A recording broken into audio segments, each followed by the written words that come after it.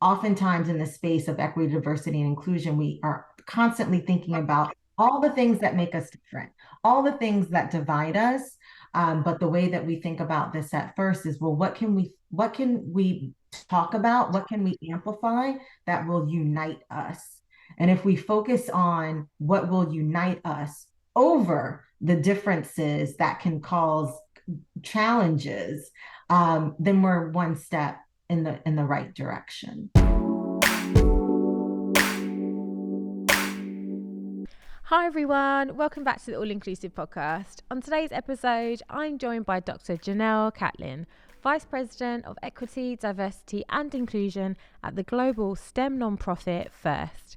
I'm also joined by Kathleen Owsley, Community Fund President at Bosch. Together, they share their inspiring journeys and the impactful work they're doing to cultivate student STEM pipelines and inclusion in STEM through community engagement, mentorship, and grant implementation. We explore Bosch and FIRST's thriving partnership and the strategic methods they've employed to connect individuals with invaluable resources and elevate awareness surrounding the diverse array of possibilities within the realm of STEM. As always, before jumping into the video, make sure you hit that subscribe button, turn your notification bell, and follow on your favourite podcast platform so that you never miss an episode. That being said, let's jump in. Hi, Kat. Hi, Janelle. Hello. Good morning. It's so lovely to speak with both of you. I'm always excited when it's not just one person I'm speaking to, but it's two. Two for the price of one.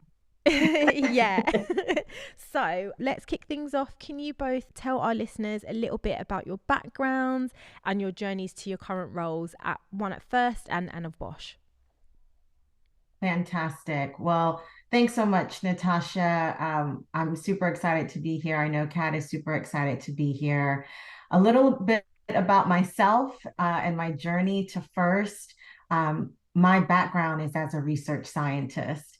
And as a child, I have always been curious and inquisitive about the world that we live in. But I also come from a family of educators. And so once I began my career in the pharmaceutical industry, working in the labs, I had conversations with my family about, what are the next steps in terms of, bringing science to all kids and for kids to have an opportunity to engage in a career that I had started as a research scientist. And in speaking with a family of educators, they said education is the way. And so I transitioned from my role as a research scientist and started studying science education and really fell in love with understanding how do we inspire students to get excited about STEM, to get excited about science. And from there, I started to do some work internationally, working with various teachers across the globe through international consultancies with USAID, as well as some other organizations that I worked with. And I felt like, wow, this is where all my true passions lie, to be able to blend STEM, excitement for science, excitement for education, really understanding how students learn. And that eventually brought me to FIRST, and I've been at FIRST for 3 years now. Oh, fantastic. It sounds like an amazing journey. And it sounds like it fits with everything that you have got a keen interest in and a passion for, which is great. That's all you can ask for, right? Is to do work that aligns with what you most care about and what you are most interested in. So, Kat, tell us a little bit more about your journey. Yeah, thanks, Natasha. It's exciting to speak to you and to do this with Janelle, because now I just learned something about her that I didn't know, and that's fascinating, because I think you where you come from in terms of your background and your kind of lived experience. So I'm from Detroit. I'm the first in my family to go to college. My experience was where I went to school, internships were a big part of the curriculum. And so I happened to be, my two internships were nonprofit. And so I was with the French government and the American Medical Association in Chicago. And after graduation, I went back to the American Medical Association to do data analysis and research, and just felt like I'm not ready for this 9 to 5. So I ended up backpacking in Ireland, and subsequently went back to school in Belfast, to Queen's University, thinking I was going to be a lawyer or maybe go to grad school and become a history professor. Went back to the United States, ended up in California, back at a nonprofit. And then the cost of living was really high. And so a friend was like, come back to Detroit. And I ended up at the Detroit Regional Chamber for 8 years. And that really kind of sealed my fate, from the perspective that I was doing a lot of the research and program development and management, but my real passion became community engagement, and almost acting as an ambassador to the Detroit Regional Chamber with ethnically based chambers, local chambers, and chambers out state to find mutually beneficial work together. And then from there, it was just nonprofit. And then I made the switch over to the philanthropy side with the Kresge Foundation, working on the Detroit program. And then from there, a recruiter asked me about the Bosch job. And I was like, I don't know, corporate philanthropy, like, isn't that just marketing? I'm not in marketing. But talking to Bosch, they really wanted somebody who could do philanthropy for the sake of good community investment and philanthropy. And so I've been there now 12 years. I can't believe it, but it's been very rewarding, especially getting to work with organizations like FIRST. So yeah, that was my journey. Very, I No, think this kind of lovely. like rock climbing, right? But I think it goes to show that it's not always, it doesn't have to be a straight route, right? Like I think it's so interesting to hear, and that's why it's one of my first questions for guests on the show, is to find out a little bit about your journeys, because it's always different.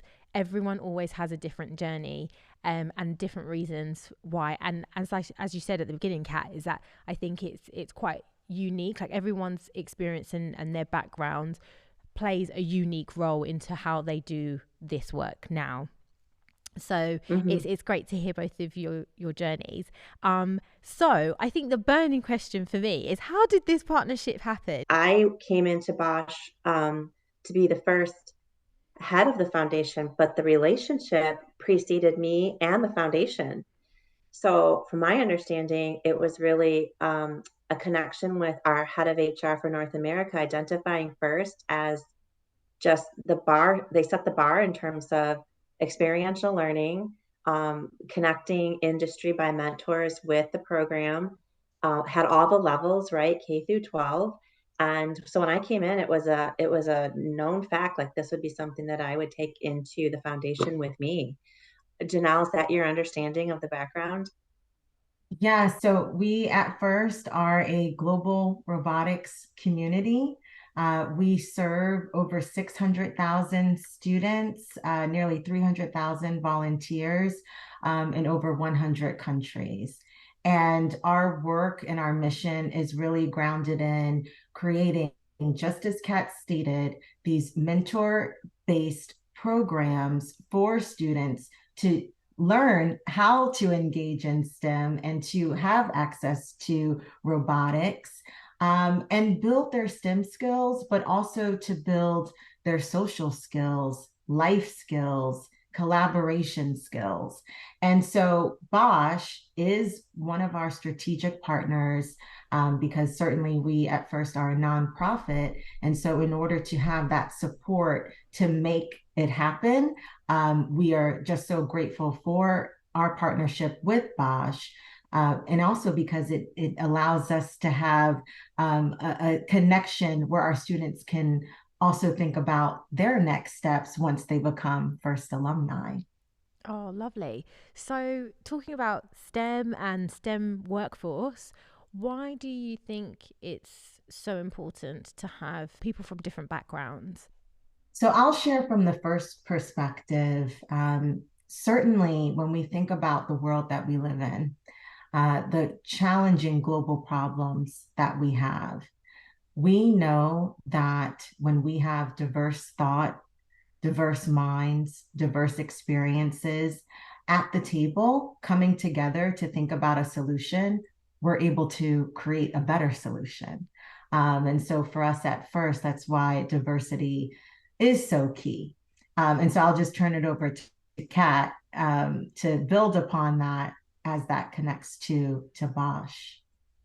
Yeah, I could completely 100% agree and back that up. And I think First is such a beautiful example of that, because I think about the fact that you go through annually, the challenge of what is being given to the students who are participating, right? And there's a certain level of consistency at the outset, right? But then the manifestation at the competition, you see all the different ways that these diverse teams across so many places have interpreted the best solution to the problem.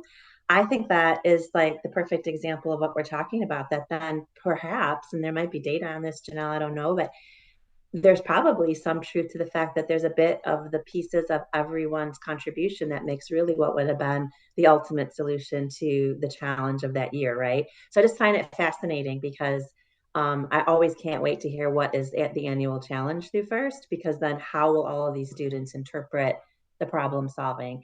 And I would just say, I think it's our job, and I think First is in line with this completely, where removing barriers and removing the mystique of what STEM is. And that's the beauty of First, too, from the standpoint that, and I was one of the people who I completely, it resonates with me. Like, STEM is what? STEM could be mysterious, it can be mystical, it can be perceived to be not for me, for people that, might not look like me or act like me. But when you're working on a project and it's experiential learning, and you're just, you don't even realize you are doing STEM. So I think by the time these students are, at that high school level participating in First robotics at that high level, they never even have to have that conversation with themselves, because they've been doing STEM all along. And they've broken down those barriers right from the beginning. So I find that really fascinating. I feel like the older you are, I think sometimes you look at STEM and see it as like this really big thing, and it's only really going to be for people that are super, super smart. Right. I mean, and me personally, that's how sometimes at first, that's how I saw it. I was like, oh no, that's like for all like the really like educated, really smart kids. Like that's not something that I could ever get into. Like I'm probably going to be awful. But actually, like you said, I mean, a lot of these children that are probably going through this to them, it's that's just how it is. That's another form of education. It's another adventure which they enjoy, and it's fun for them, and they've just continued to build, and now they're really good at it. And I think it's just like with anything, if you start something, you don't really know how to do it, but the more you do it and the more you practice, the better you get. So I think it's great that we are focusing on STEM so early on, because by the time they become our age, like to them it's not going to be such a big thing. It's just going to be a way of Right. life, right?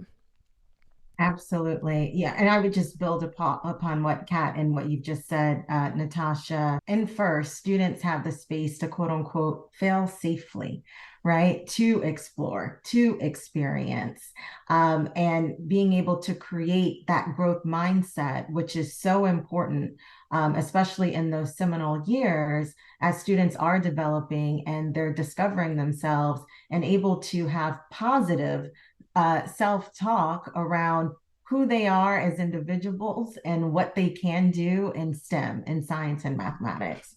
So it's so fantastic. That's great. And so moving on to a little bit more into like the community engagement and workforce development, can you provide just like an overview or some of the initiatives and strategies that you've got that you have seen positive outcomes from with what you're doing and with the community engagement? So I think there's a few things. One, first, I would also just let your listeners know that this is a really unprecedented partnership for us, because it's the largest grant we make annually. So we work with First, and then communities are able to, and we're in 38 site communities where Bosch is located across the U.S., Canada, and Costa Rica. And then if a team wants to participate with First, they have to have a Bosch mentor in order to be able to get funding from the foundation. And so already inherently, they're getting the extraordinary experience of the First curriculum and experience, but they're also working with an industry partner. So just by virtue of that experience, they're being connected, and the translation is happening from what am I doing here with this sort of like game experience to how this can be applied in a workforce setting. So I think you set the bar as first so well with that. And then simultaneously, I think it's really important that our motto has been do nothing about me without me, and we stole that from grant makers for effective organizations years ago. But we're also working grassroots level in our 38 site communities to talk with people annually. We bring stakeholders together for an informal conversation.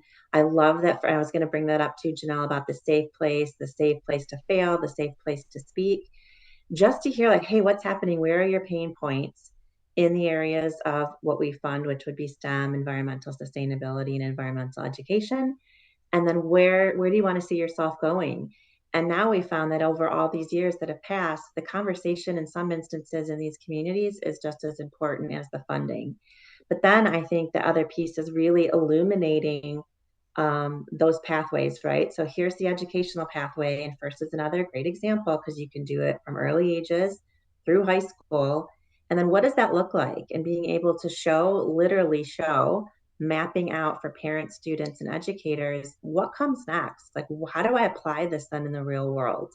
So we hear this all the time from educators across the country. Like, we need more connection and conversation to that translation from education to workforce. And so that's something that's constantly on our minds. And I would just say that's one of the things that's just so beautiful about our partnership with Bosch for students to have real life STEM professionals, as mentors. We know that when students can see themselves and others, when the quote unquote workforce isn't this untangible thing or intangible thing, but it's something that they can connect to, that also drives inspiration and builds connection, and allows for students to say, well, wow, I get to talk to someone who's at Bosch. I get to be mentored from someone who's, working for this incredible corporation. That can be me one day. And so to be able to have that kind of real life access really is transformative. Yeah, no, I totally agree. I think it makes all the difference. So for organisations that want to be more involved in STEM and want to do their bit, what would you say? What advice would you give for organisations that are wanting to do something but just not sure how to? Well, certainly from the FIRST perspective, reach out to us at FIRST, right? I mean, we can definitely think about ways to connect and work together. But I would say with our partnership with Bosch and other partners that we have, it really is mission driven. And so it aligns with the core values of the organization. And so when an organization, a corporation, is centered in their own core values, centered in their own mission, and really deeply want to give back and thinking about workforce development, thinking about creating opportunities for students who may not have those opportunities, think globally and act locally. And so what is it that you can do in your current place in the world, your own backyard, where you can make a difference? How can you utilize your employees who are passionate about supporting education, to be able to develop programs or connect to certain local programs that are STEM focused? I love that you said that, Janelle, about the think globally, act locally, because one of our kind of our new perspectives, because we're not always, going to be the largest funder in a community, but we're in a lot of communities across a large swath of land, right? So we really focus on sort of this local investment, local impact, local agency.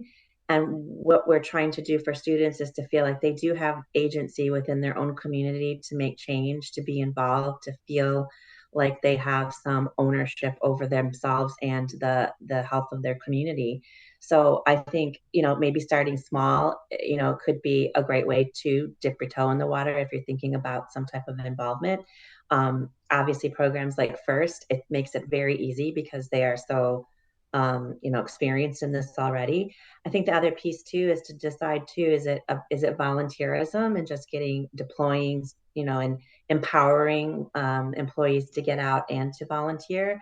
And then it can also obviously be the money piece too. And at Bosch, we're lucky that we have both. But yeah, I think there's a lot of ways that you can start to explore getting involved. Yeah, lovely. Thank you so much, both of you, for that. And um, what would you say, so individually for both of you, for the roles that you're in and the work that you're doing, what has been the most challenging for you? So I'm happy to kick that off. Certainly, the world that we live in, it's a beautiful world that we live in, but it's a challenging world that we live in. It can be a scary world that we live in. It can be a divisive world that we live in. And even within our own global community, at first, we are in spaces in the world where not everyone can live their life as they would choose to openly and freely.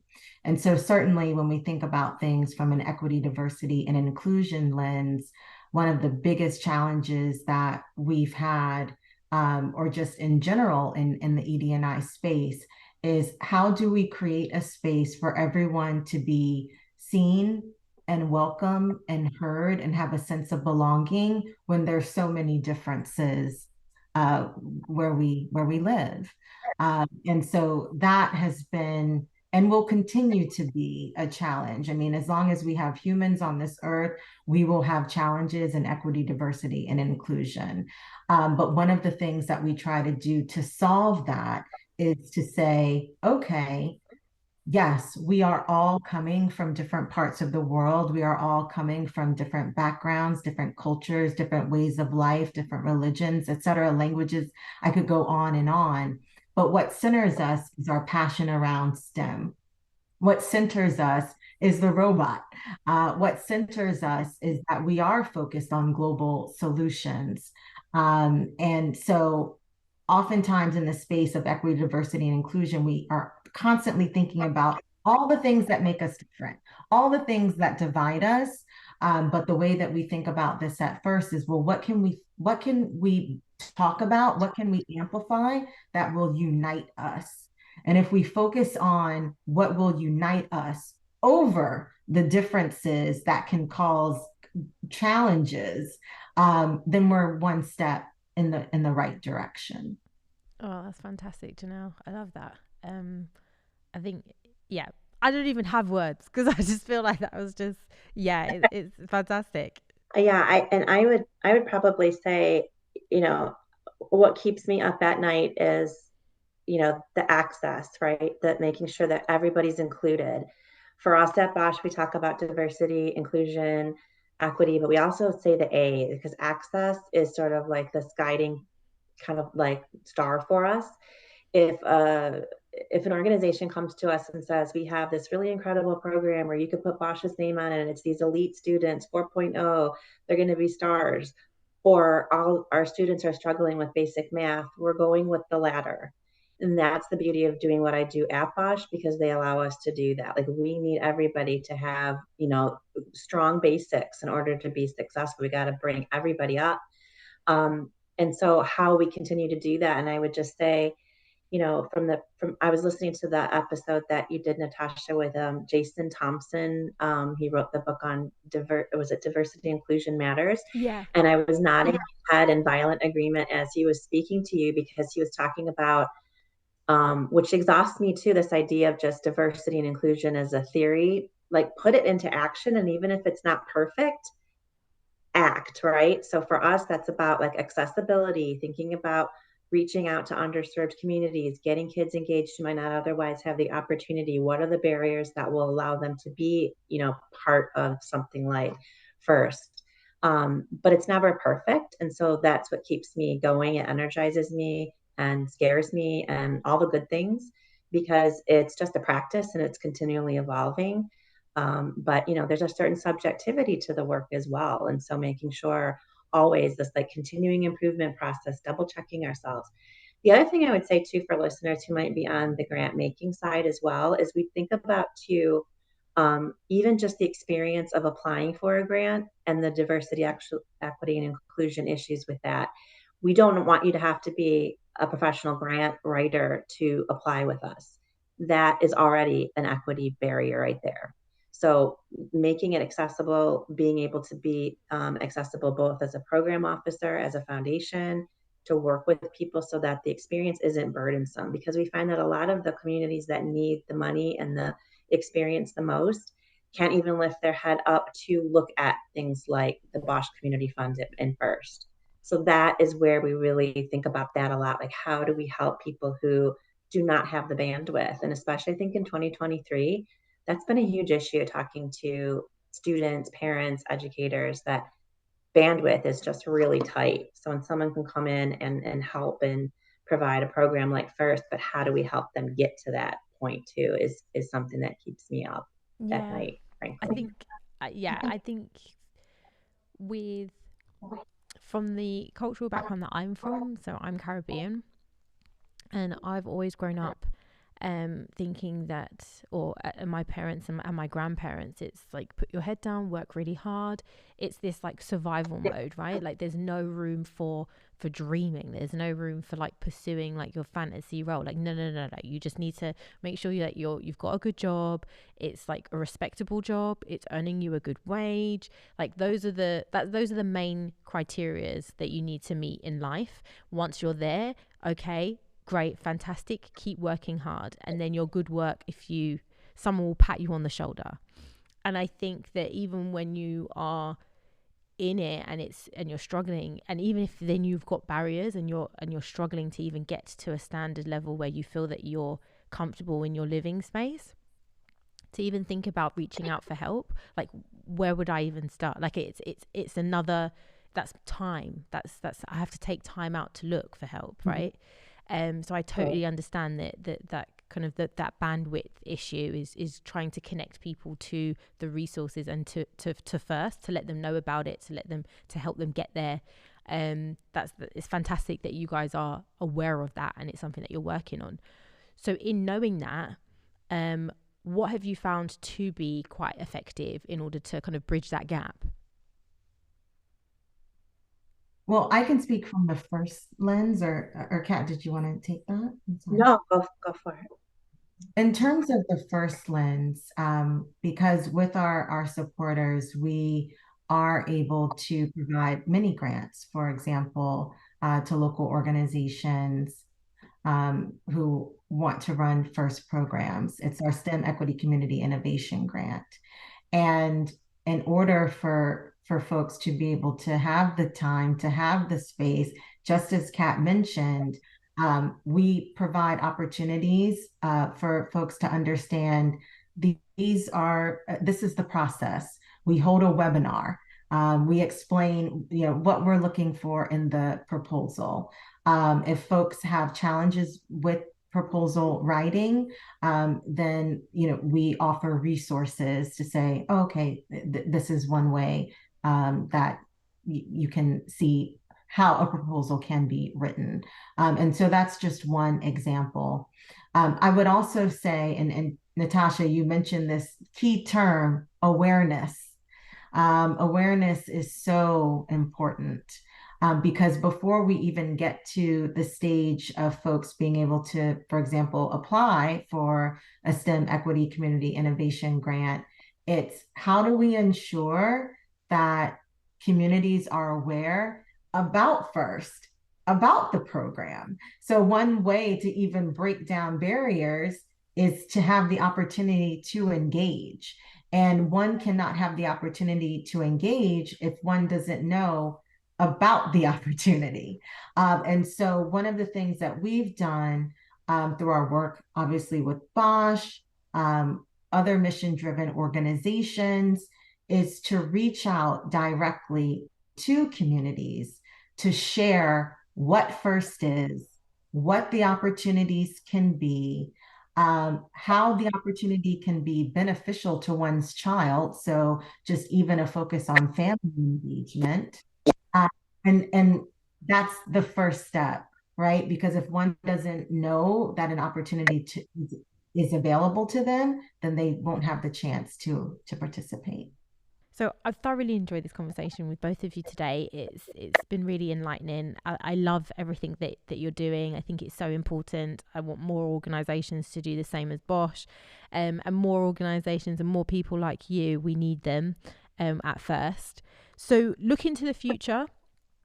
Can you share with us your vision for the future of DEI and in STEM? Well, I'm happy to answer that question first. My big vision for diversity, equity, and inclusion in STEM is that everyone has the opportunity to engage. That students, whether they pursue a career in STEM long term, or they decide a different career path, that they see themselves as global citizens, that they understand that we are all connected in this world. What happens in one country affects what is going to happen in another part of the world. And we saw that very clearly with the global pandemic, how we are all one. And so I would love to see a world one day where when folks are entering the workplace, that it is a space where one does feel included. Because the challenge with diversity, equity, and inclusion is once one achieves their goals, if they get to that space and still don't feel seen and welcome, all we've done is re-traumatized an individual. And so what is that? And how can we really move forward? And how can we really create solutions? And so I have a vision of one day where we can all achieve our best, where children are able to achieve their best in STEM, where we understand we are connected, and where we can thrive to build and drive better solutions for all of us. Oh, I love that. Kat, what's your vision? It's hard to follow that. But I would say, I'd say obviously experiential educational opportunities for everyone at all ages is so important. This old notion of sit and get in terms of education is so antiquated. So getting kids out of their chairs and having them experience is so important for all students.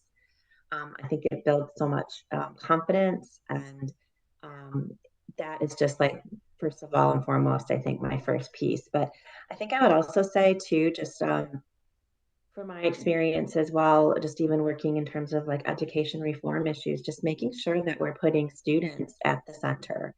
That before, we have to stop, worrying about our own interests and, in the kind of infighting and divisiveness that Janell talked about earlier, and just really focus on what is really important. And I know education, as Janell said earlier, is so key for everyone, that we need states, particularly in the United States and, our society in general, to really put students at the center. Because if we don't do that, we have failed them incredibly. So that would be what I would love to see, that we just really focus on students, educational quality, access, experience, and I think the rest is easy compared to just getting to that point. Thank you both of you for joining me on the podcast today. Like, it's been amazing. I can't even express how in love I am with what you're doing. It's definitely life changing, and we need to just keep on doing it. So for those who are listening, if they want to learn a little bit more about First and connect with you, as well as learning about Bosch and you, Kat, how can they do that? Yes, well, please reach out to us. Our website, firstinspires.org, and you'll find lots of information. And you can email us at diversity@firstinspires.org. Yes, and for Bosch, you can check us out through the Bosch US website. And we would be happy to have any conversations with folks around how to do what we do. And I'm sure we can learn from plenty of other people as well. Oh, fantastic. Well, I will be putting links down below the episode for anyone who is listening can easily access and get more information from both of you. So once again, thank you so much for joining me today, and I wish you all the best in the future. Keep doing what you're doing because it's amazing. Thanks, Natasha. I appreciate the opportunity. Thank you.